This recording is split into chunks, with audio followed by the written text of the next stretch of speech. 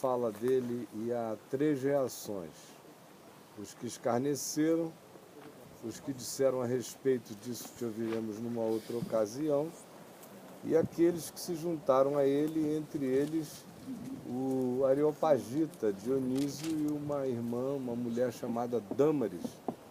E a partir desse núcleo, ele inicia uma comunidade em Atenas. Aí o capítulo 18 diz: depois disto, deixando Paulo Atenas, partiu para Corinto. Foi a viagem que a gente fez de ônibus hoje de manhã, rápida no ônibus. Eles fizeram a pé, muito mais longa, para chegar até aqui, e aqui chegaram. E aqui em Corinto ele encontrou um judeu chamado Áquila, natural do Ponto, recentemente chegado da Itália, com Priscila, sua mulher, em vista de ter Cláudio decretado que todos os judeus se retirassem de Roma. Paulo aproximou-se deles e, posto que eram do mesmo ofício, passou a morar com eles e trabalhavam, pois a profissão deles era de fazer tendas. E todos os sábados discorria, uma das palavras que denotam o modo de Paulo ensinar, que é conectada, sequente, discorria na sinagoga persuadindo, portanto levando até ao extremo da lógica conclusiva o que ele estava dizendo, tanto a judeus quanto a gregos. Quando Silas e Timóteo desceram da Macedônia, que a gente viu que ele os deixou em Tessalônica e em Bereia para confirmar a fé dos irmãos, Paulo se entregou totalmente à palavra, ou seja, ele parou de fazer tendas com Áquila e dedicou-se exclusivamente à pregação do Evangelho, dando testemunho aos judeus de que Jesus é o Cristo. Opondo-se eles e blasfemando, sacudiu Paulo as vestes e disse-lhes: sobre a vossa cabeça o vosso sangue, eu deles estou limpo, e desde agora vou para os gentios. Aí a gente fica imaginando que ele diz: eu vou para os gentios e está indo para algum lugar. Não, esse lugar estava tomado de gentios de todos os lugares do mundo. Vocês hoje de manhã passaram ali no canal, vocês verificaram a importância desse istmo do Peloponeso no comércio, no fluxo de dinheiro, no fluxo de cultura, porque o canal poupava uma volta enorme para passar de um mar para o outro. A travessia pelo canal facilitava extremamente o fluxo de comercialização no lugar. As tentativas de uso do canal eram antiquíssimas. Desde a antiguidade, antes de se cavar o canal, se criou primeiro um sistema de tentativa de puxar os barcos todos por rolos de madeira para economizar essa volta enorme. Era como fazer um shortcut de uma importância imensa do ponto de vista econômico e da proliferação dos negócios no lugar. E como Corinto está estrategicamente posicionado entre dois mares, o que aqui acontecia era de uma riqueza cultural e cosmopolitana extraordinária. E agora, ele que vinha até então não pregando na cidade toda, ele que já viera de Atenas, tendo tido uma experiência de anunciar a palavra na Ágora, no Areópago, aqui, enquanto esperava os amigos, ele trabalhou, ganhou um dinheiro, acumulou alguma coisa para o sustento próprio, e quando Silas e Timóteo chegaram, ele disse: bom, agora jogo é jogo, treino é treino, vamos partir para as cabeças. E aí começaram a pregar intensamente na sinagoga, e a rebelião da sinagoga foi imediata, e ele agiu com aquela mesma atitude que Jesus recomendou em Lucas 10, quando ele enviou aqueles 70 para pregarem de cidade em cidade. dizendo, onde vocês chegarem, procurem gente boa de Deus. Se vocês entrarem numa casa e encontrarem filhos da paz, permanecei nessa casa, porque aí vocês têm uma conexão de energia espiritual idêntica. Mas se não for assim, não fiquem. E se vocês forem expulsos, não levem nem a poeira do lugar nos pés de vocês, ou seja, não deixem ficar nenhum resíduo disso aí em vocês. E aqui na sinagoga de Corinto, depois da hostilidade e quando foram expulsos, Paulo fez o que Jesus disse que os apóstolos fizessem. Ele disse, olha, não levo nem a poeira dos meus pés. E o sangue de vocês fique na cabeça de vocês. Jamais digam que não houve a oportunidade clara, límpida, direta da pregação do Evangelho, porque vocês ouviram, vocês entenderam, vocês rejeitaram, porque vocês não querem viver com as implicações e com as consequências do que lhes foi anunciado. Saindo dali, ele entrou na casa de um homem chamado Tício Justo, que era temente a Deus, o qual essa casa era vizinha, parede com parede, à sinagoga. Foi aquilo que eu lhes falei lá em Bereia, que ele não tinha esses pudores diocesanos que o Império Romano passou para o cristianismo.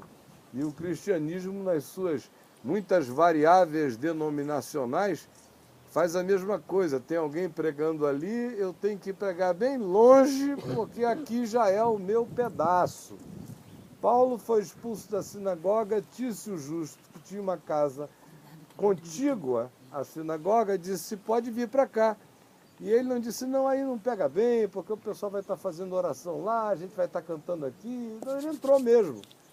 E não só ele entrou, mas também se diz que outras pessoas, Crispo, o principal da sinagoga, o gestor, uma espécie de rabino laico da sinagoga, creu no Senhor com toda a sua casa.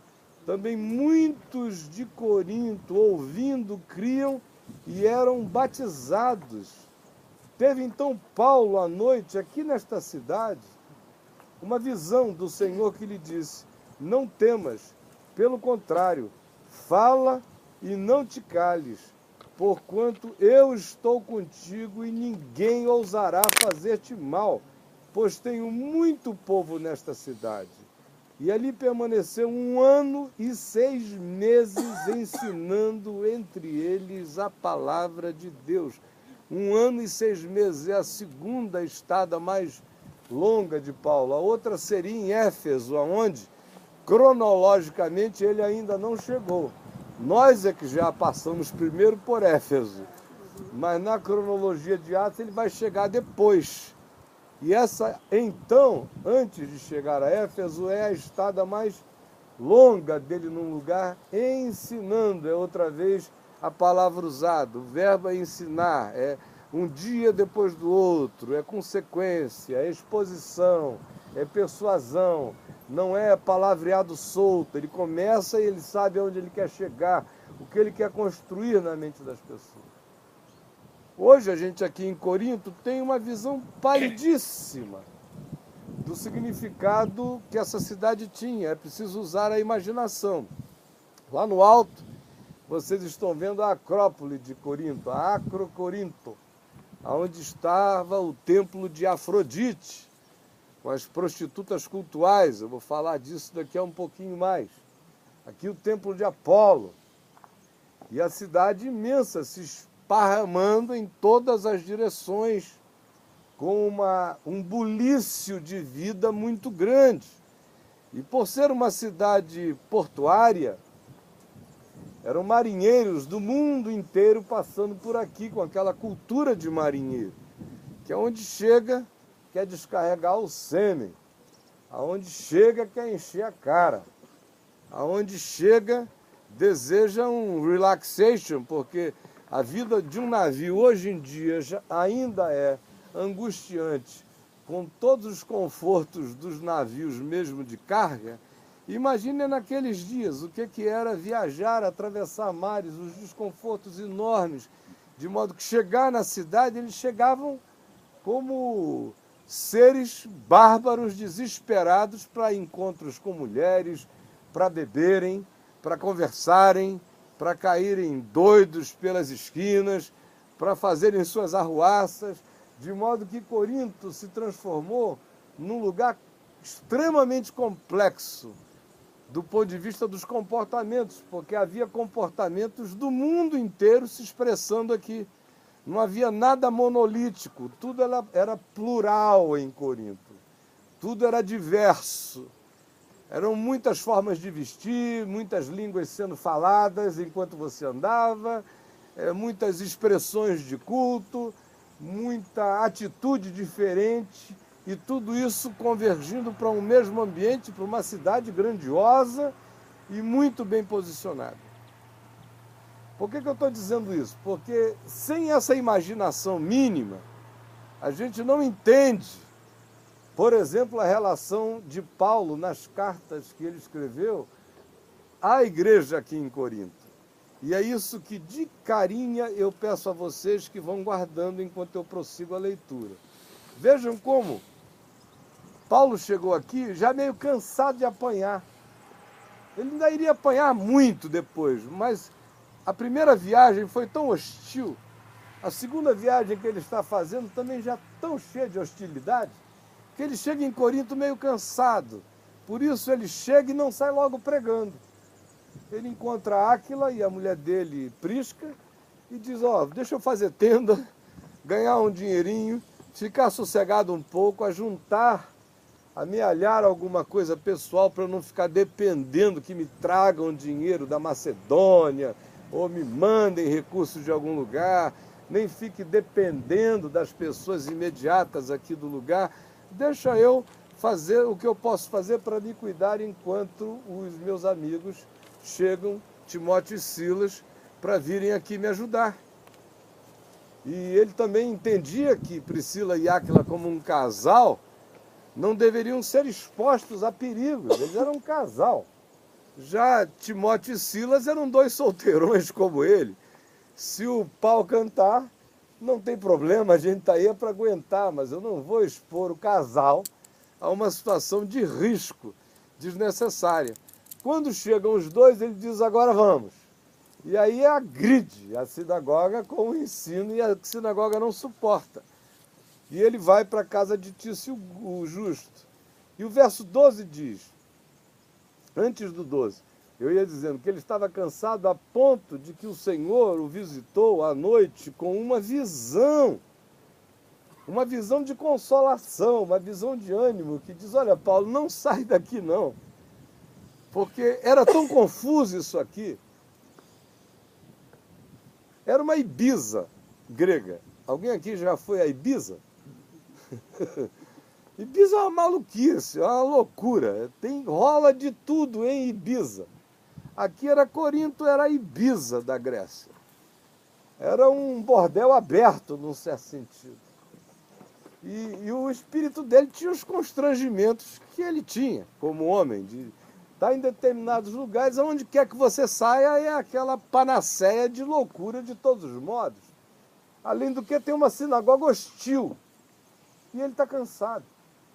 Mas vem o Senhor e diz a ele, Paulo, não temas. Pelo contrário, fala e não te cales.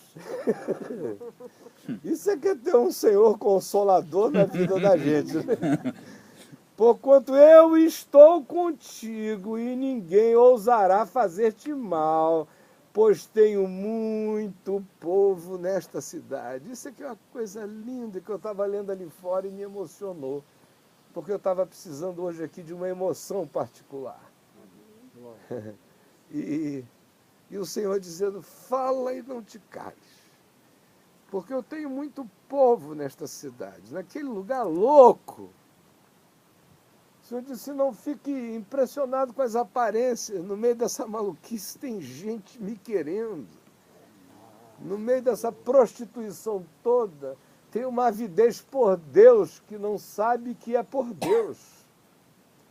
no meio de toda essa embriaguez, o que existe é uma sede de Deus que eles não souberam focar, não discerniram. No meio de toda essa quantidade de objetos de culto e de idolatria, o que existe é uma fome do eterno, multifacetada. Então, eu tenho, isso é que é lindo, é você ouvir Jesus olhando para a loucura. A gente está começando o carnaval lá no Brasil, né? Daqui a uns dias. O carnaval brasileiro é uma brincadeira perto de Corinto. Corinto era um carnaval o ano inteiro. E o Senhor disse, eu tenho gente, muita, e não é pouca, no meio desta cidade. Pregue e não te cales. E ali permaneceu 1 ano e 6 meses, por causa desta palavra do Senhor. Quando, porém, Gálio era procurador da Acaia, que incluía a cidade de Corinto, levantaram-se os judeus concordemente aqui em Corinto contra Paulo e o levaram ao tribunal local, aqui na cidade, dizendo, este persuade, olha como os inimigos dele sabem que ouvir Paulo é ouvir um cara que diz coisa com coisa. Não era um sujeito que ejaculava opiniões em qualquer direção, não, o que ele começa, ele termina. Tem começo, meio e fim. Por isso é tão esmagador, é um rolo compressor, ungido pelo Espírito Santo. Este persuade os homens a adorar a Deus de modo contrário à lei. Ia Paulo falar em sua defesa quando Gálio declarou aos judeus, se fosse com efeito alguma coisa de injustiça ou crime de maior gravidade, ó judeus, de razão seria atender-vos. Mas é questão de palavra, de nomes, da vossa lei. Tratai disso vós mesmos, eu não quero ter nada a ver com essas coisas. E os expulsou do tribunal. Se esses evangélicos todinhos que ficam aí nessa discussão danada, nessa conversa, viessem e encontrassem um galho pela vida, eles iam levar não de galho, mas de galho do galho, porque é tudo conversa fiada mesmo. E os expulsou do tribunal, então todos agarrando a Sóstenes, o principal da sinagoga, o espancaram diante do tribunal. Gálio, todavia, diz aqui, não estava nem aí. Bom, mas Paulo, havendo permanecido ali mais alguns dias, por fim, despedindo-se dos irmãos, navegou para a Síria, que ele queria voltar até Antioquia da Síria, levando em sua companhia Priscila e Áquila, e depois de ter raspado a cabeça em Cencreia, que é um porto que está a alguns poucos quilômetros daqui, porque tomara voto, ele estava indo para Jerusalém, e ele toma esse voto da perspectiva de diminuir as implicações das cacetadas que em Jerusalém ele iria receber por já ter se tornado tão alienígena em relação à cultura judaica como um judeu. Aí ele diminui o impacto do encontro fazendo isso. E o que prossegue daí em diante é que ele chega a Éfeso numa primeira chegada, mas passa rápido, vai adiante e é já na terceira viagem que acontece tudo o que nós vimos que aconteceu com ele lá em Éfeso. Esse é um transfundo supersônico do que aconteceu aqui. Agora, uma outra palavra antes de entrar em 1 Coríntios. Aqui em Corinto, a situação de promiscuidade era tão grande em todos os níveis que o nome da cidade, Corinto, virou verbo.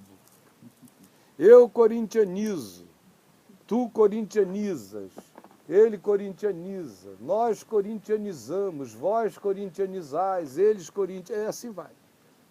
Porque Corinto e corintianizar virou um verbo com um aplicativo em todas as direções do que significasse promiscuidade, loucura, viagem, andar sem estar absolutamente nem aí para coisa alguma, viver de pulsões. Havia uma existencialidade corinta.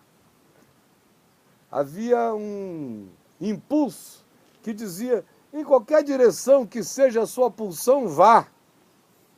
Isso virou uma cultura no lugar.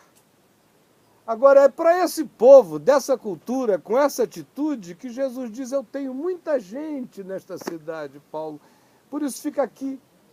Porque à medida em que a palavra for sendo pregada, eles vão se desentocando, eles irão se manifestando, e você verá quem são esses muitos que me aguardam aqui, embora não saibam que me querem, não saibam que me precisem, não saibam ainda que é a mim que desejam.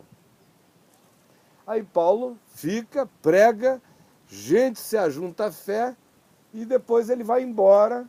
A sequência você acompanha no livro de Atos dos Apóstolos, mas uma igreja fica plantada aqui, ela não é pequena. Como o lugar é portuário, conexão entre mares, chega não somente gente com interesses comerciais e de outras naturezas, mas era caminho natural também para quem estivesse viajando com qualquer outra intenção, passar por aqui. E também chegam nessa mesma onda muitos outros pregadores do Evangelho, alguns bons, outros nem tanto, e alguns péssimos, deturpadores do Evangelho de Cristo, como Paulo vem a chamá-los mais adiante de falsos apóstolos, obreiros fraudulentos, que aqui se aproximaram. Pois bem, a característica da igreja que aqui se plantou em Corinto, a gente lê na primeira epístola de Paulo, que é a de uma comunidade que ele chama de crianças carnais, bonecos de carne, é a expressão grega, porque vocês ainda são bonecos de carne. Ou como ele descreve na primeira epístola, no capítulo 2, vocês são homopsíquicos, são apenas homens da alma, são homens pulsionais, são apenas seres de resposta. Olharam, vamos, viram, é esse indivíduo que vive respondendo borboleantemente àquelas que sejam as sugestões. Não há uma consciência sendo mestre do ser, nem espírito. O que há é uma alma extremamente responsiva em todas as direções. No mesmo dia ou na mesma semana você vê a pessoa com emoções as mais distintas e respostas em direção a coisas diversas, porque o homopsíquicos é como uma água viva daquele fluxo, misturando a pulsão com a corrente. É pulsão com corrente. Mas não há uma direção definida que só uma consciência madura produz. E aí, na primeira epístola, uma vez que ele diz que essa é a natureza desses indivíduos, ele começa primeiro dizendo, eu ouço, e ele entrega mesmo, não tem essa história, diz, tem um pessoal aí em Corinto que me falou, ele diz, não, são os da casa de Clóe, que me contaram que é uma brigalhada, é uma divisão danada entre vocês em nome de uma pseudo-espiritualidade. Porque tem um grupo aí que diz, eu sou de Paulo. Tem um outro grupo que diz, eu sou de Apolo, que era um pregador eloquente, a quem Priscila e Áquila ajudaram a afinar a consciência da fé, porque ele era ótimo de palavra, mas ainda raso na percepção do Evangelho. Foram Priscila e Áquila que vieram a aprofundar a consciência de Apolo. Como também havia outros que diziam aqui em Corinto, nós somos de Pedro. E nós já ouvimos falar de Pedro, ouvimos Pedro em algum lugar, e nós somos do grupo de Pedro. E havia os hiperespirituais que diziam, nós somos de Cristo, portanto superiores a vocês todos. Aí Paulo diz, não, ouvindo isto, não é para eu imaginar que vocês são carnais. Porventura eu, Paulo, morri na cruz por vocês? Fiz sacrifício expiatório para salvá-los. Ou Apolo, ou Pedro. Aí ele entra anunciando de novo, como se fosse a primeira vez, a palavra da cruz. Palavra da cruz que é loucura para os que se perdem, mas para nós que cremos é poder de Deus para a salvação.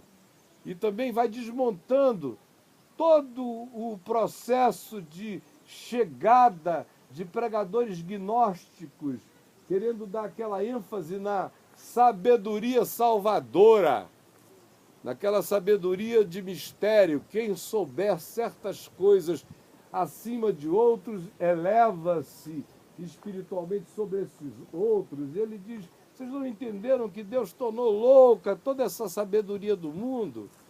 Porque a pregação do Evangelho, para os judeus é um escândalo, é um absurdo pensar que o Eterno se encarnou num homem.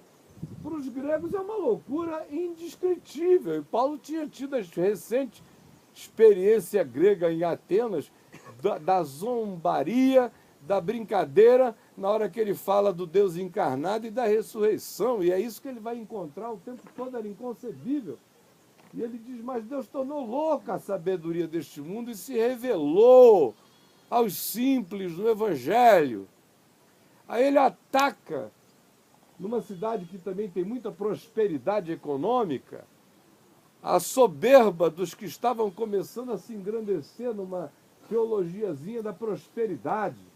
Ele diz, reparem na natureza da vocação de cada um de vocês e vejam, se Deus chamou aqui em Corinto os mais cultos, os mais sábios, os mais ricos, ou se não começou tudo que começou com os mais pobres, com os mais simples, com os mais ávidos. Porque a loucura de Deus é essa, é inverter sistemas e polos e valores o tempo todo, para que aquele que se gloria, glorie-se no Senhor.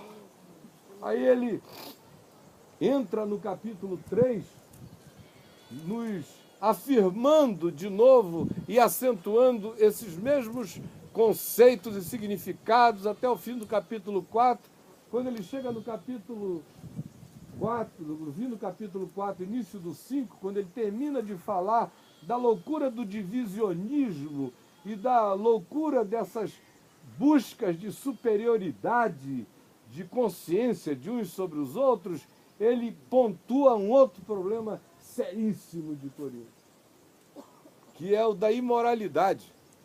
Aí ele diz, geralmente se ouve falar que entre vós há imoralidade. E imoralidade tal, como nem entre os pagãos da cidade a gente ouve dizer que acontece. Mas entre vocês, a palavra da graça foi entendida como KY. Parece que se tornou a palavra da graça, se transformou em lubrificante peniano. Isso só pode ser, porque vocês não entenderam nada. Se os de fora não ousam fazer o que vocês fazem, o que foi que surtou vocês? Foi a ideia de que Deus está em Cristo, reconciliando consigo o mundo, e já reconciliou, e que está tudo pago. Vocês acham que o entendimento dessa consciência produz na gente um espírito de licenciosidade incontrolável? Absolutamente não. Saber disso gera em nós uma gratidão constrangedora. Saber que antes de tudo eu já estava perdoado, agora eu tenho a consciência. Ora, se eu fui perdoado, é porque eu precisava ser perdoado de algo. Se eu não fosse perdoado desse algo, eu estaria perdido. Mas eu fui perdoado unilateralmente daquilo que me perdia. Só que eu fui perdoado antes de saber, e agora eu sei. Ora, se eu sei, essa consciência me faz saber que com tal perdão surge agora a vontade constrangida de não brincar mais com aquilo que mata. Então, vocês levaram para o outro lado, como tudo aqui é extravagante, vocês levaram também a palavra da graça para uma extravagância que é uma desgraça. a ponto de que há entre vós alguém que ousa subir na cama do próprio pai para possuir a sua mulher, que não era exatamente a mãe dele. Provavelmente o homem fosse viúvo, casado uma outra vez, e o garoto já assim, taludinho, membro da igreja, um rapaz que sabia das coisas, achava que se garantia. E, poxa, papai casou com uma mulher maravilhosa. E a mulher, pelo jeito, devia ser bonitinha, mas ordinária. Porque dizia, vem que tem. E os dois estavam se embolando na cama do velho. E a cidade, por maior que fosse, era pequena, essas coisas correm, vão embora. Todo mundo dizendo, até ali no templo de Apolo, o cara passava e esse cara pega a mulher do pai dele, rapaz. E agora vai adorar a Deus ali, junto com os crentes lá, ó. Aí Paulo diz, é uma loucura o que está acontecendo. E ele diz uma palavra fortíssima. Se eu estou longe agora, eu não estou aí, mas eu determino que, reunidos vós e o meu espírito, esse rapaz seja entregue a Satanás. Olha que coisa horrível. Para a destruição da carne. Para que o seu espírito seja salvo no dia do Senhor. Alguém ouve isso assim de saída? Parece completamente horroroso. Mas essa é uma palavra de disciplina que não visa perder ninguém, como a disciplina no Novo Testamento não é para a morte. A palavra disciplina vem da raiz grega da palavra discípulo, que é aquilo que um discípulo faz. O discípulo anda segundo a disciplina do discípulo. Então, que ele seja entregue a Satanás para que ele experimente na carne, já que o negócio dele é carne, o negócio dele é músculo, o negócio dele é corpo, o negócio dele é o que se pode arrancar do corpo de prazer, e ele, por causa disso, está cometendo um absurdo contra a vida do pai dele. Que ele seja entregue aos extremos da carne. Porque os extremos da carne vão fazê-lo sentir as dores da carne, na esperança de que isso lhe acenda a consciência e o seu espírito seja salvo na lucidez do Evangelho, no processo, no dia do Senhor Jesus, como, só para dar um exemplo aqui que todo mundo conhece, eu já soube que todo mundo conhece mesmo, falaram no ônibus várias vezes a respeito, como a história do sogro, lá do Papo de Graça, não é? Uma coisa horrível, que veio com uma coisa que matou a carne dele e que o levou no processo a dizer socorro.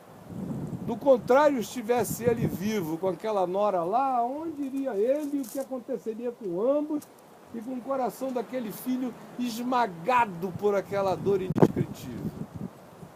Aí Paulo diz isso, nessa primeira epístola. E prossegue dizendo, olha, não é assim.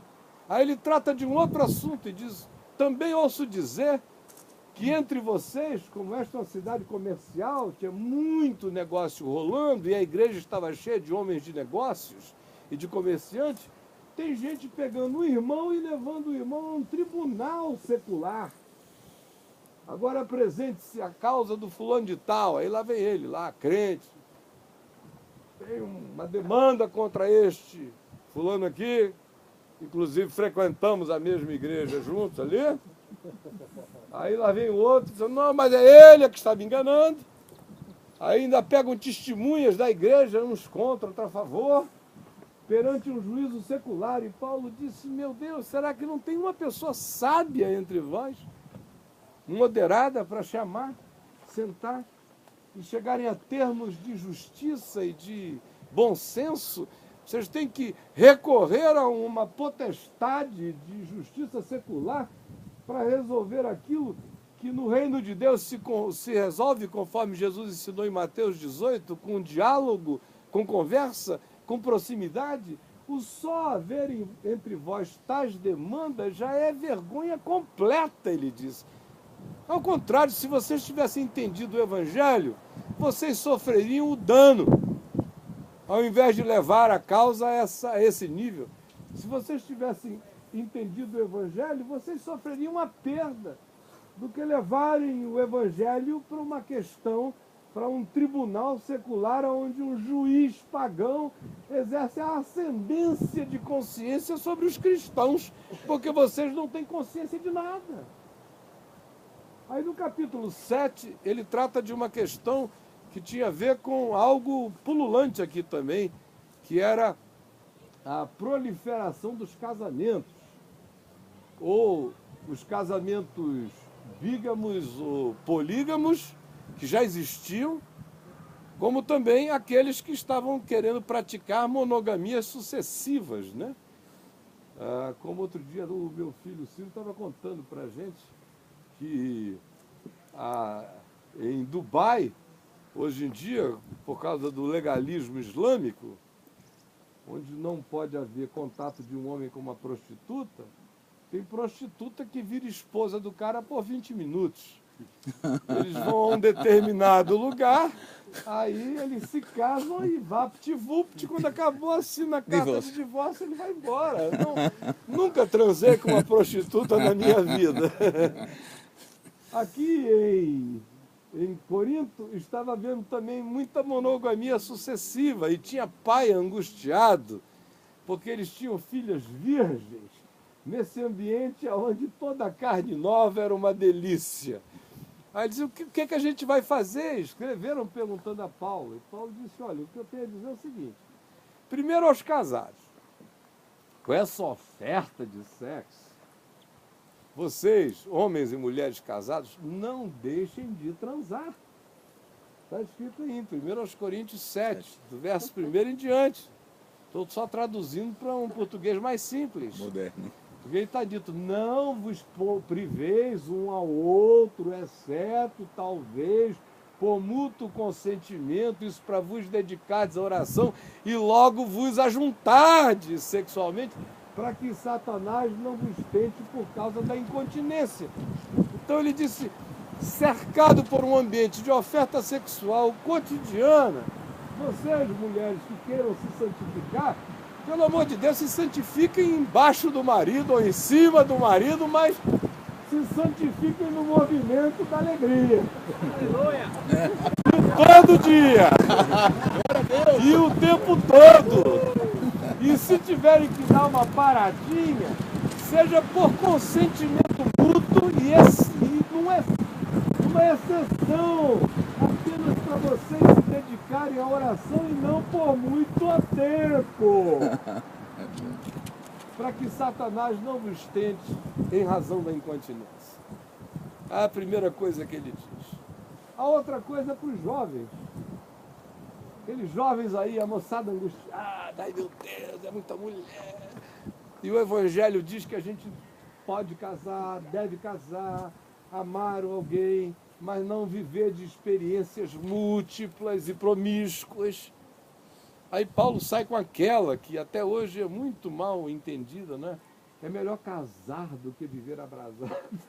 Dá a impressão que o casamento é uma solução para quem está saindo na mão e não quer pegar a mulher na contramão ali na esquina, quando na realidade o que ele está dizendo é, ao invés de vocês nutrirem essa solteirice promíscua, por que vocês não decidem corajosamente amar alguém, encontrar alguém, e aí casarem-se e praticarem o que eu acabei de falar acima, terem a vida conjugal íntima, afetiva e também sexual intensa, do que ficar nessa pseudo-liberdade de um solteiro que acaba caindo dia a dia numa promiscuidade maior.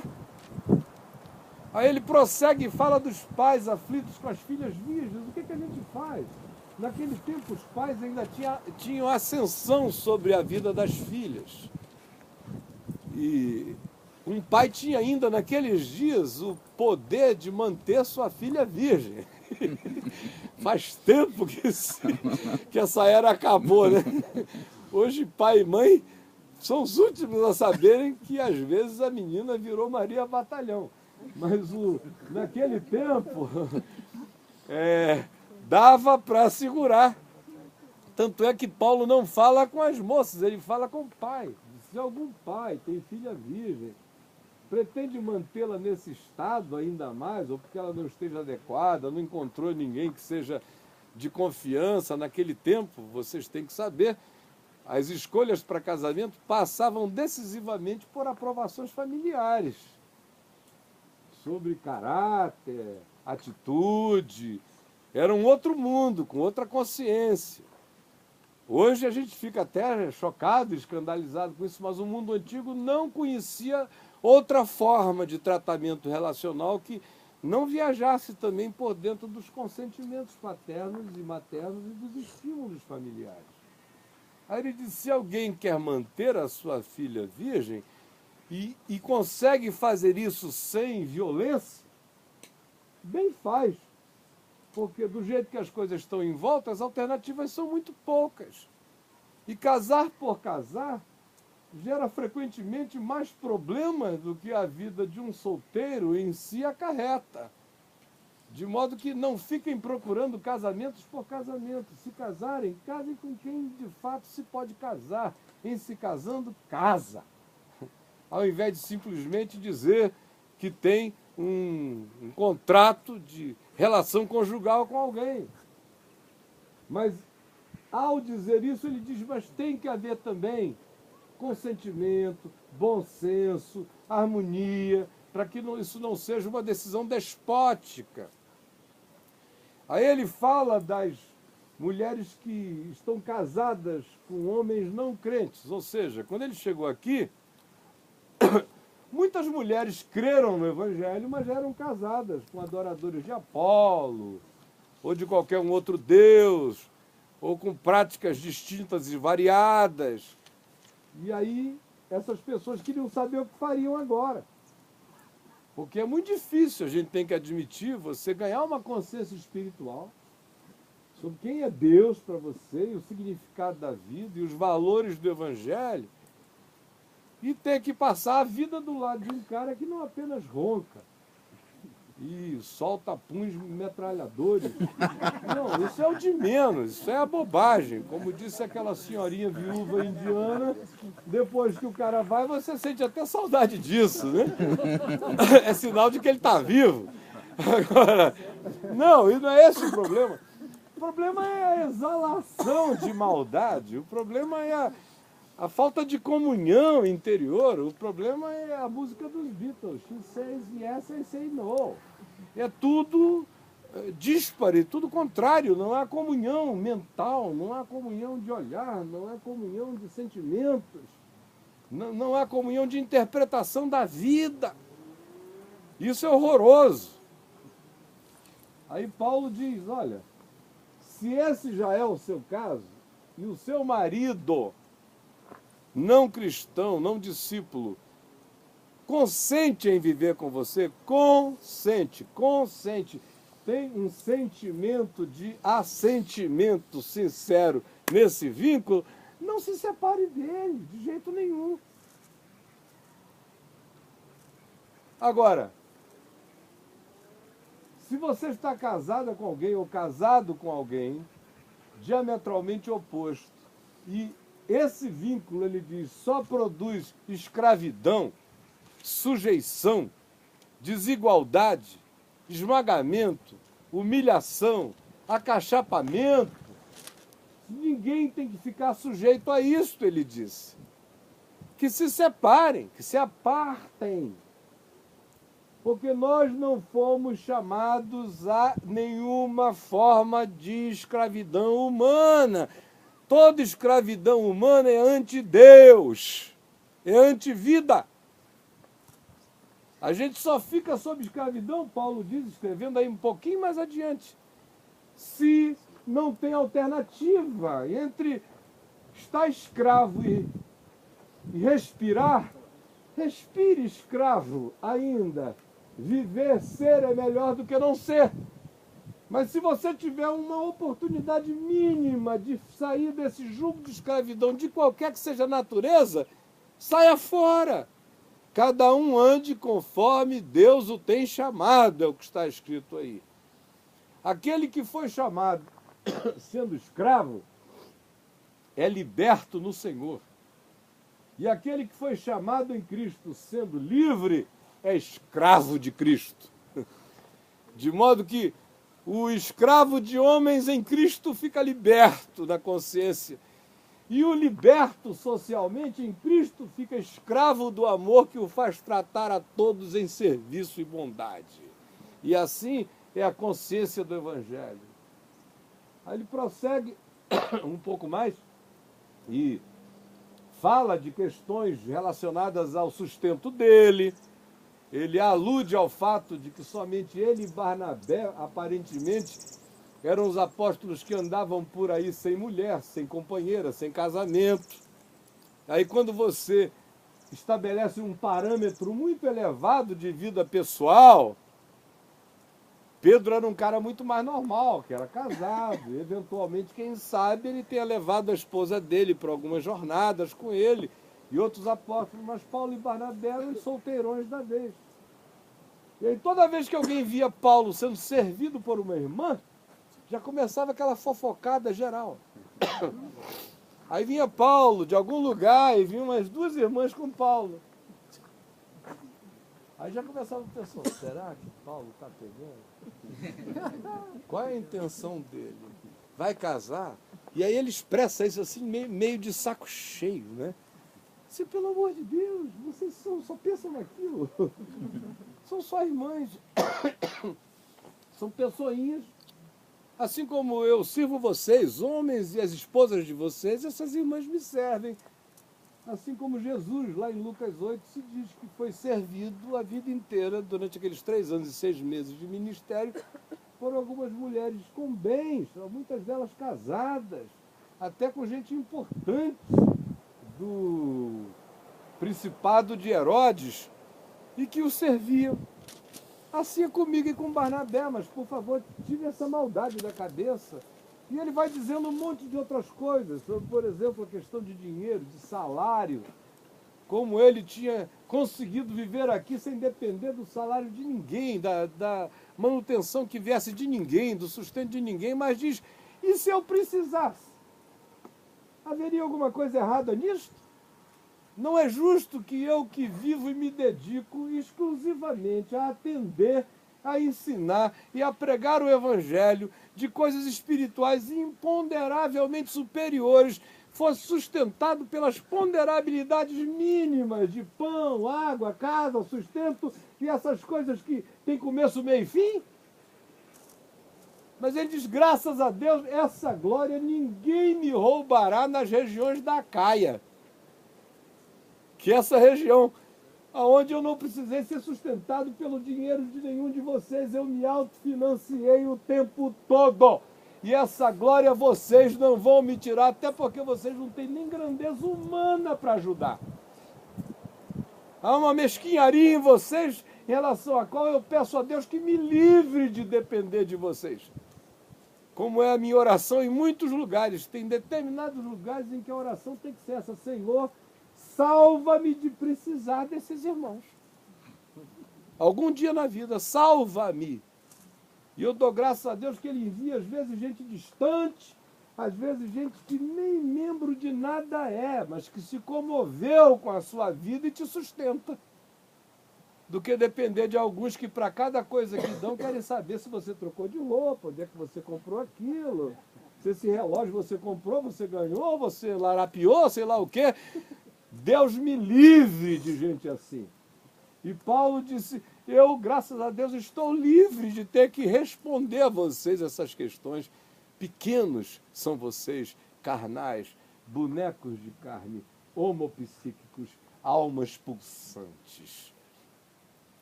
Aí quando ele chega ali no capítulo 8, ele fala ali do templo de Apolo, dos alimentos sacrificados aos ídolos.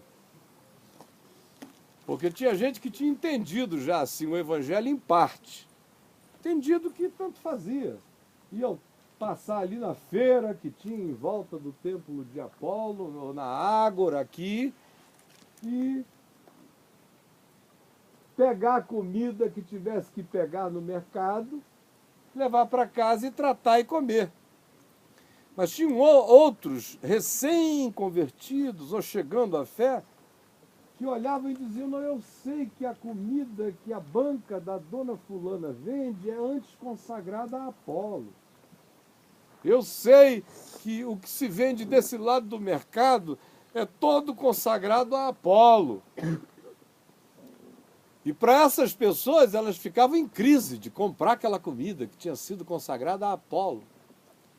Aí vinha um irmão já todo liberto na consciência, que sabia que Apolo e nada era a mesma coisa. Que Apolo nunca criou um quiabo.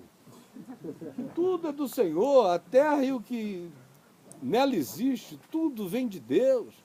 E que com ações de graça todas as coisas são puras para os puros. Mas que não tinham cuidado com a consciência dos mais fracos e faziam um show de liberdade do caminho da graça, entenderam?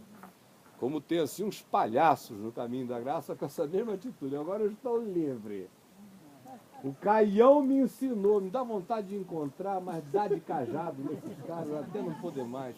Porque são os idiotas, sabe? Aí vai aquele cara que acha que entendeu, eu estou livre. Ninguém tem nada a ver com a minha vida, eu estou livre no Senhor.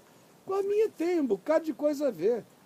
Como Paulo diz, com os experimentados eu troco tudo. Com os infantis eu dou o que eles aguentam. E vou tentando fazê-los crescer. Mas não dá para ter a mesma relação escancarada com todo mundo, porque as consciências são muito diferentes. E por que eu vou usar da minha consciência liberta para acachapar o infantilismo de alguém que ainda não se desenvolveu na percepção da fé? Só para fazer da minha liberdade um escândalo. E aqui eu abro um parênteses para dizer, isso não tem nada a ver com a relação de Paulo com os judeus. Tem nada a ver com a relação de Jesus com os judeus. Vocês vejam que com os judeus ele choca mesmo. Ele come, ele choca mesmo. Ele está falando aqui entre pagãos, entre pessoas que têm essa consciência ainda dividida. E aí ele chega e orienta no capítulo 8, dizendo, olha, não façam isso. Tenham bom senso, todas as coisas me são lícitas. Disso eu sei, mas nem todas me convêm. Todas as coisas me são lícitas, mas nem todas me edificam. É um tema que ele volta a pegar de novo no capítulo 10. Todas as coisas me são lícitas, mas nem todas me convêm. Todas as coisas me são lícitas, mas nem todas me edificam. E ali ele aplica não só a comida sacrificada aos ídolos, mas agora também a liberdade em relação à sexualidade. Ele diz, olha, eu sou um homem livre, mas a minha liberdade não é um estímulo a que eu use a minha liberdade contraditoriamente para ir construindo escravidões em relação à minha própria vida. Eu sou livre para também dizer não. Sou livre para escolher o que é bom. Liberdade que não dá a você o poder de dizer sim para o que merece sim e não para o que merece não, não é liberdade, é licenciosidade. Então ele chega e diz, o corpo de vocês é para o alimento. Assim como você pega uma comida e come, ela vai para o seu estômago e é digerida, ela está entrando no processo natural. No fim, tanto a comida que você comeu quanto o seu próprio corpo vão ser destruídos, vão acabar um dia. Agora, enquanto você vive no corpo, saiba disso. Seu ente físico, psíquico e espiritual existem para o Senhor. E o Senhor, para habitar a sua realidade. E aí a gente não está falando de comer uma comida que sai para lugar escuso, processado por um corpo que depois de um tempo vai ser destruído pelo próprio processo do tempo. Não. Quando ele fala agora aqui de corpo, ele está falando do ser integral. Você é para Deus, coma Deus. E Deus é para você. Encha-se de Deus. Esse é o processo. Aí ele adverte no capítulo 10, usando Israel como exemplo. Daquela idolatria no deserto. Aí ele diz, não se tornem idólatras, como eles foram no deserto e pereceram. não se entreguem à promiscuidade como eles se entregaram e sucumbiram, não se entreguem à murmuração, à reclamação como eles o fizeram e foram feridos pela sua própria amargura. Não se entreguem a nenhuma dessas coisas que aqui faziam parte do métier existencial de muitos viciados nas práticas antigas, de modo que Corinto é uma igreja que chegou, cresceu, se ampliou, aderiu, mas o processo de lavagem pela palavra e de transformação da consciência foi extremamente lento. Aí ele entra no capítulo 11 e faz uma menção a Acro-Corinto, que é a questão do véu. Porque lá em cima, na Acro-Corinto, no templo de Afrodite, havia prostitutas cultuais. Eram aquelas mulheres que atendiam no templo, e vocês sabem que no mundo grego antigo, sexo era uma das mídias de encontro com a divindade. De modo que a prostituta cultual se oferecia como uma espécie de cabo USB. Pluga aqui que eu te conecto. Então, vamos fazer a conexão. Tinha gente que ia fazer o USB lá em cima, né? Tinha o culto e tinha o culto acontecendo lá em cima também. E de vez em quando essas mulheres desciam de lá para cá. E elas eram mulheres extravagantes quando elas desciam. Elas vinham com a cara descoberta para todo mundo ver a beleza delas. Elas vinham descendo, cheio de marinheiros, cheio de não sei o quê. Era potencial discípulo sexual para todo lado. E as mulheres sérias de Corinto, não necessariamente as da igreja, qualquer mulher casada, séria, aqui, para se diferenciar dessas que chegavam com a cara limpa, dizendo, olha, vem que tem, olhos grandes, boca carnuda, seios vastos e fartos, venha. Elas se diferenciavam usando um véu na face. A palavra véu, exousia, significa autoridade. Então, o próprio véu não era só uma indumentária, era um testemunho, era uma aliança, era uma explicitação no rosto de que aquela mulher tinha uma relação com um homem, que ela era fiel a um homem, que ela era possuída e se deixava possuir, e tinha prazer em ser de quem ela era, e ela era só de quem ela era. Esse é o outdoor dela, é o billboard dela, para não ser molestada na rua enquanto andava. Então, antes de ser uma questão que diferenciava mulheres discípulas das prostitutas cultuais ou das prostitutas de Corinto que eram abundantes, era uma questão que diferenciava as mulheres dignas de Corinto das que estavam fazendo oferta de si mesmas. Então Paulo diz, olha, se até as mulheres de Corinto, que têm consciência de dignidade, se tratam assim, por que vocês agora que são de Jesus e do Evangelho acham que a graça de Deus pode botar a cara de vocês despudoradamente para fora, num ambiente onde a cara para fora é um sinal de vem que tem? Todas as coisas me são lícitas, mas eu pergunto, essa convém? Todas as coisas me são lícitas. Se a gente tivesse ido em qualquer outro lugar, vocês poderiam andar com a cara de fora. Mas aqui em Corinto isso edifica? É claro que não. Então tudo aquilo que você lê no capítulo 11 inicialmente, não é um mandamento para você andar com um véu na cara por aí. Naquele contexto, esse era o ensino, por causa da circunstância. Não era um princípio a ser universalizado como hábito, era um princípio a ser universalizado como consciência, com véu ou sem véu. Aqui o véu expressava essa mensagem. Aí ele chega, ainda no capítulo 11, e fala da festa da ceia do Senhor, do encontro do ágape, que entre nós é feito com aquele pãozinho assim, desse tamanho, aquele cálicezinho desse tamanho. Pai, passa de mim esse cálice, porque é muito pequenininho aquele cálice ali. Mas na antiguidade, a ceia do Senhor era num banquete, onde todos os membros da comunidade da fé traziam de casa tudo que tinham em casa.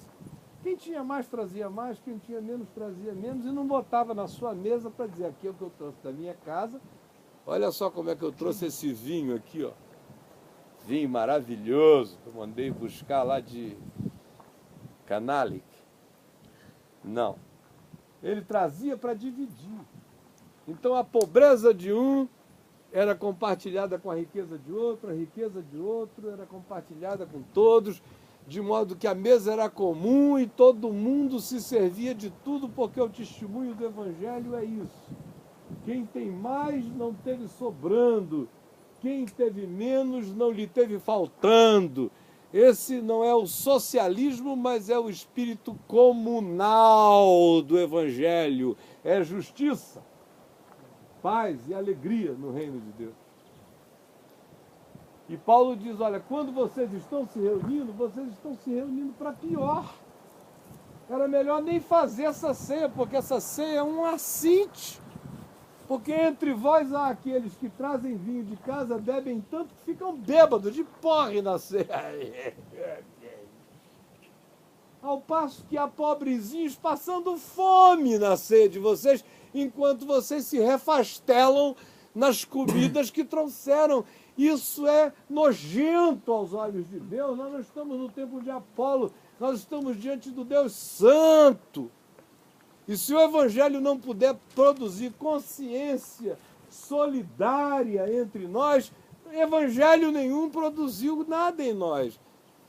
Ele não está advogando nenhum tipo de igualitarismo, nem de comunismo totalitário. O que ele está dizendo é: cada um trabalhe com as próprias mãos, tenha para viver com tranquilidade, modéstia e sossego, e, sobretudo, para atender ao necessitado. E aquele que não trabalha por ideologia, que também não coma, porque o Evangelho não alimenta nenhum tipo de procrastinação nem de preguiça. O equilíbrio da palavra é esse. E é isso que ele ensina ali. E diz: porque vocês fazem isso, o juízo de Deus vem sobre vocês. Eis a razão porque há entre vós muitos fracos e doentes, e não poucos os que morrem. Porque vocês vão introjetando pecado, culpa, juízo, canalice, arrogância, e fazendo isso em nome de Deus, o que torna tudo muito pior. Melhor é fazer qualquer que seja a ignorância humana distante de Deus, do que fazê-la sob o pseudo-auspício de qualquer consciência espiritual que não seja uma consciência transformadora, porque ela acaba produzindo um processo latente de culpa destrutiva no ser. Aí no capítulo 12, quase para terminar, ele fala da confusão pentecostal aqui de coisa. Porque uma coisa que a gente precisa saber, gente, é que esse fenômeno da glossolalia, de falar em línguas, não é um fenômeno cristão. Tem gente que pensa que isso foi inaugurado ali no dia de Pentecostes, e falou em línguas pela primeira vez. Tem tribos e tribos da terra falando em língua há anos, milênios. Os cultos de mistério no Egito, em Roma, na Grécia, na Suméria antiga, porque antes de tudo é um fenômeno de estímulo psíquico. Uma pessoa pode falar em línguas porque aprendeu no IASIS da igreja, com a mulher do pastor, não é? Da glória, irmã, da glória. Oliandores, cantores, labascaia, xuriemaraxá, maricarica, mobambabiaia. Da glória, irmã, oliandores, cantores, labascaia. Quem é que fica ouvindo a mesma língua numa algoravia estática que não tem nenhuma variação muito grande, e depois de um tempo se dizendo essa pessoa: se você não falar em línguas, você não é batizada com o Espírito Santo e, portanto, não terá poder do Espírito, e que, querendo isso, não acabe cedendo a essa carnalidade. É o iasis de pentecostal. Então, o cara fala em língua, eu já sei a denominação dele, quem é o pastor dele, porque é daquele grupo. Tem outro tipo de falar em línguas, que é meramente excitamento emocional. O cara está ali, todo mundo está falando e ele delira. Aí você vê que tem uns que falam até tucu, tucu, tucu,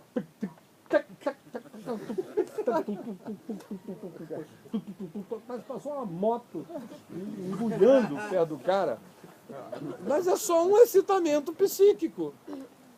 Como também existem aqueles que falam em línguas como um destampar do inconsciente. Como um destampar. Quando você está numa agonia muito grande, quase todo mundo fala em línguas quando está em agonia muito grande.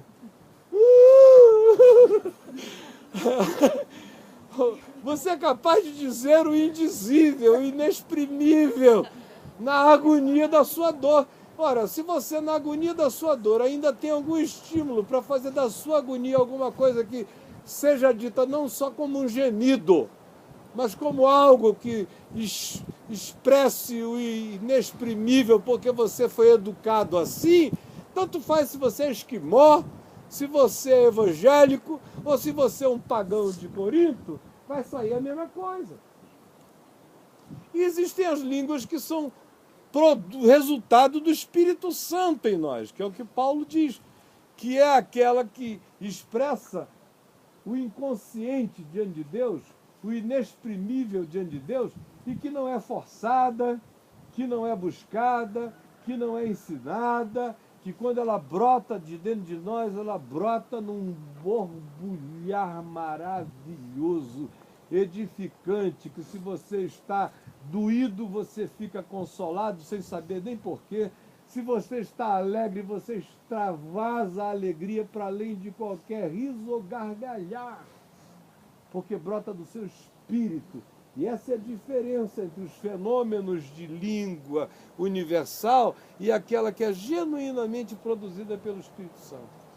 Mas aqui em Corinto, instituiu-se o primeiro pentecostalismo histórico, que era aquele que dizia que qualquer pessoa que tivesse um dom de sabedoria não estava com nada.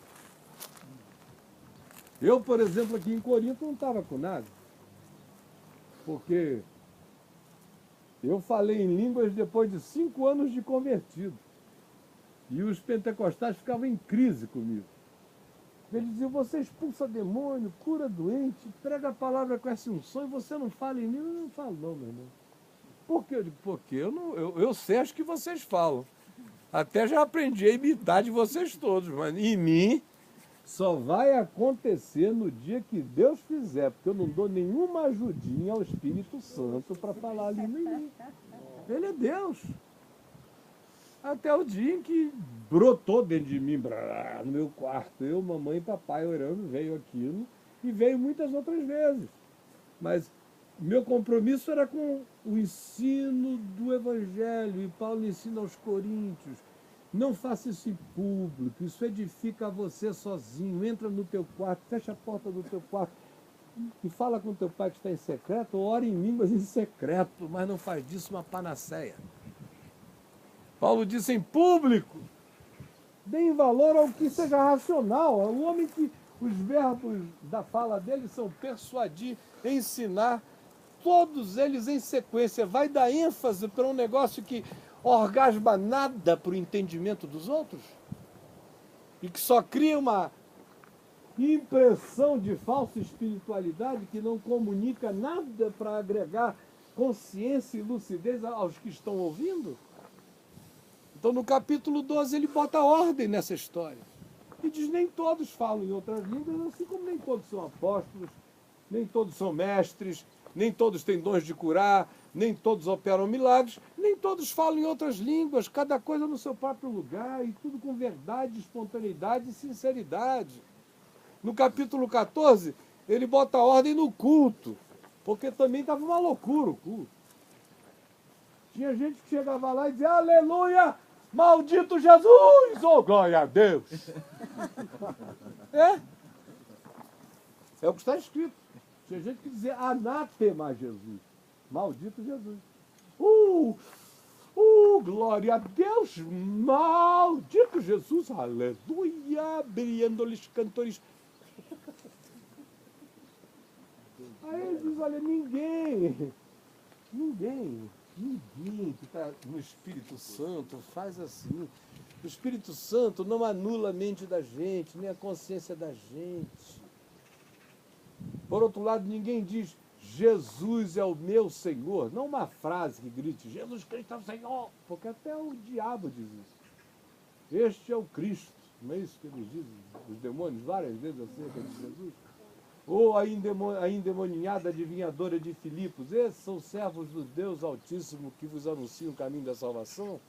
Quando Paulo diz aqui, ninguém diz Jesus Cristo é o Senhor se não for pelo Espírito Santo, ele está dizendo aquela declaração que ele ensinou aos filipenses. Toda língua confessará, todo joelho se dobrará que Jesus Cristo é o Senhor para a glória de Deus o Pai.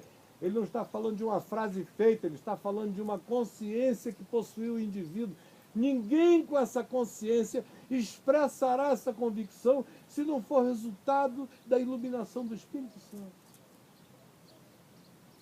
E no culto, que não seja uma confusão, para que aqueles que cheguem de fora sejam edificados. A ênfase seja na palavra, que é dita uma coisa depois da outra, e que constrói um corpo de consciência, e não um atirar louco em todas as direções, porque não vai produzir nada em ninguém. Aí no capítulo 15, vocês viram que propositalmente eu pulei o 13. Capítulo 15, ele levanta o último problema de Corinto, naquela fase. Eu não vou entrar na segunda epístola, senão a gente vai sair daqui amanhã. Mas ela é 10 vezes mais cheia de problemas do que a primeira. No capítulo 15, ele levanta o último problema naquele momento. Chegou um grupo aqui dizendo, olha, a ressurreição já aconteceu. Já aconteceu a ressurreição, rapaz. A gente não ficou sabendo. Já aconteceu a ressurreição.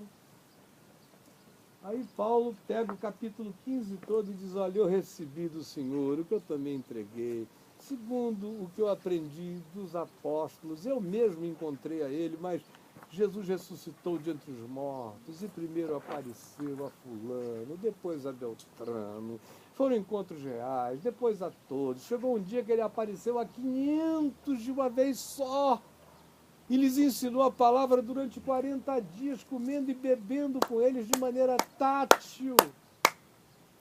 E depois de todos, apareceu também a mim, como um ectrauma, que é a expressão grega que ele usa para definir alguém, um neném que foi tirado por fórceps do ventre. Eu que estava ali em agonia, fui arrancado por fórceps. No caminho de Damasco, ele me tirou a força. Vem, Paulo. Foi visto também por mim. E o que eu quero dizer a vocês é que não fiquem ignorantes nisso.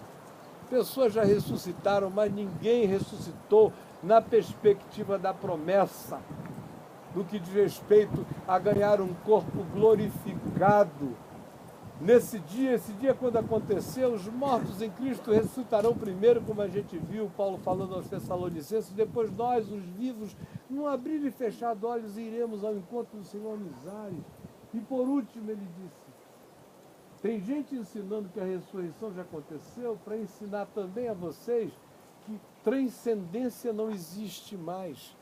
Ora, se transcendência não existe mais, vocês se tornam os mais infelizes de todos os homens, porque a grande alegria e glória da gente é viver todos os dias esse gozo de que nós vamos ser transformados, de que vê-lo-emos como ele é, de que entraremos em plenitude absoluta, de que todas as dores do tempo presente não são para comparar com a alegria, a glória a vir a ser revelada em nós. Não percam do horizonte da consciência de vocês essa transcendência, porque senão vocês se tornarão os mais infelizes de todos os homens.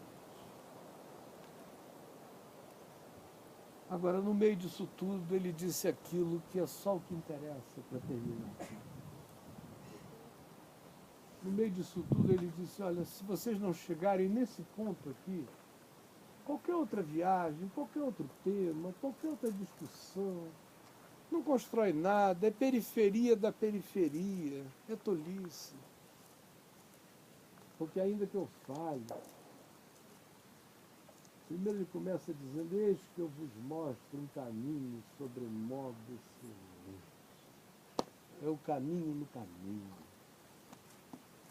Ainda que eu fale as línguas dos homens e dos anjos, se eu não tiver amor, eu serei como o bronze que sou, ou como o símbolo que retira. Vocês podem ouvir essas palavras sendo lidas a primeira vez aqui nesse lugar? O primeiro lugar da terra onde elas ecoaram. Aqui. Na casa de Tício Justo, provavelmente. A carta, o pergaminho. Eu passo a mostrar-vos um caminho sobremodo excelente. Ainda que eu fale as línguas dos homens e dos anjos, se eu não tiver amor, eu serei como o bronze que sou, ou como um símbolo, um sino que retine. Ainda que eu tenha o dom de profetizar, e eu conheça todos os mistérios, e toda a ciência, e toda a sabedoria, e tenha todos os entendimentos, se eu não tiver amor, para me entregar, para me dedicar, para perdoar, para acolher, nada aproveitará. Ainda que eu tenha tamanha fé,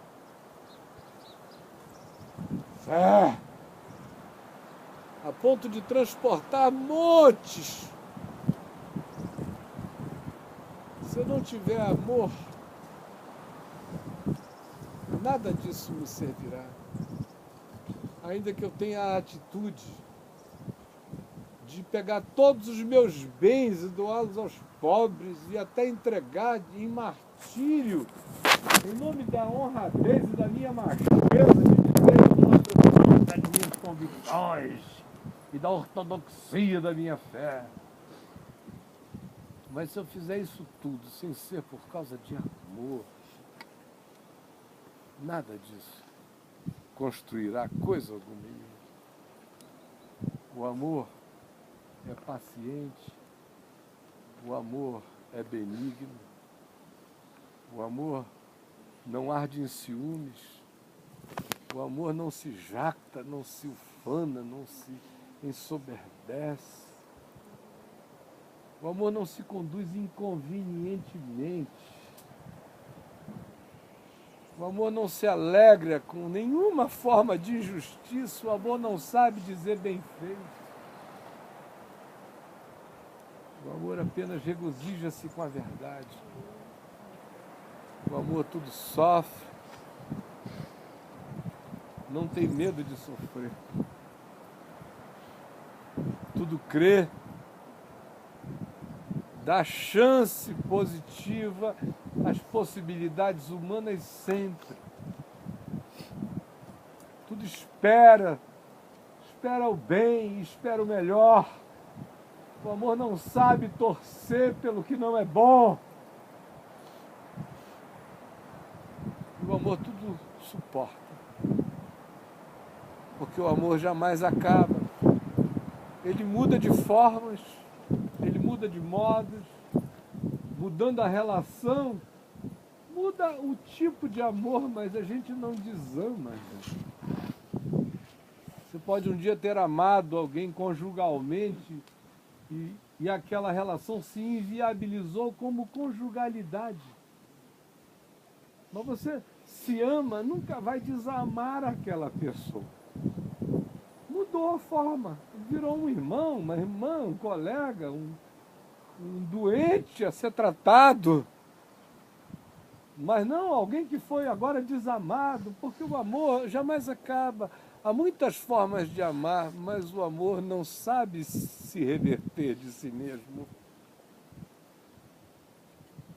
Agora nós vemos como espelho, Paulo disse. E o espelho naquele tempo era de bronze, polido. E quem quer que olhasse no espelho via uma imagem distorcida. Não é esse espelho que eu olho para ele e ele me mostra inteirinho, idêntico. Não, era aquele espelho que o cara olhava e via aquela sombra. Essa é a imagem que ele diz. Agora, nossa melhor visão é como olhar para esse espelho de bronze opaco. A gente não viu nada ainda, a gente está tendo miragens do que é. Agora a gente vê como por espelho, obscuramente.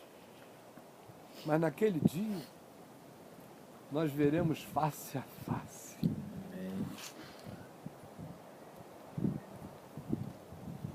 E então, havendo línguas, cessarão. Havendo ciência, passará. Havendo profecias, desaparecerão. Agora, pois, permanecem a fé, a esperança e o amor. Agora a fé vai passar um dia. Porque hoje eu creio, porque eu não vejo. No dia que eu vir, não precisarei mais crer. A esperança que eu tenho passará. Porque eu espero, porque aguardo. Quando o que eu aguardo se materializar, eu não precisarei mais de esperança. Mas o amor jamais desaparecerá. Porque Deus é amor. E é uma pena que a gente tenha que parar aqui e não entrar em 2 Coríntios.